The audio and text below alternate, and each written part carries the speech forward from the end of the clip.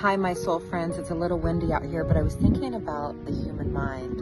So I'm working on somebody who says, I fill in the blanks with negativity. If I don't hear from someone, I fill in the blanks with negativity. I think there's something wrong, or they're mad at me, or this, that, and the other, right? So I was thinking about how the human mind, we have to train our mind. And in all the years of yoga, 30-something years, everybody train it like a puppy, train it like a puppy, just keep bringing it back. Just thinking well, the human mind isn't like a puppy. A puppy is always positive.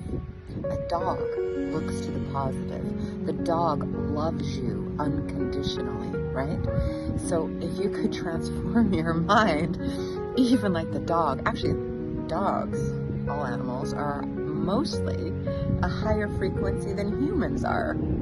So humans be the frequency of under 500. 500 is the frequency of love.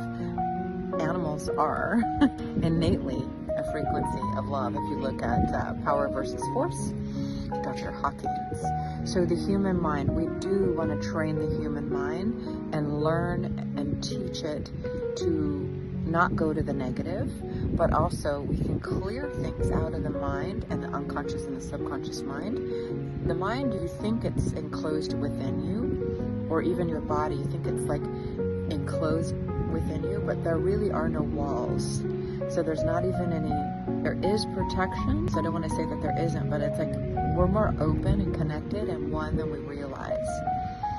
Yeah, and we can have openings in our minds and openings in our body and what we do, and our emotions to other realms and dimensions and entities and beings and sometimes other people.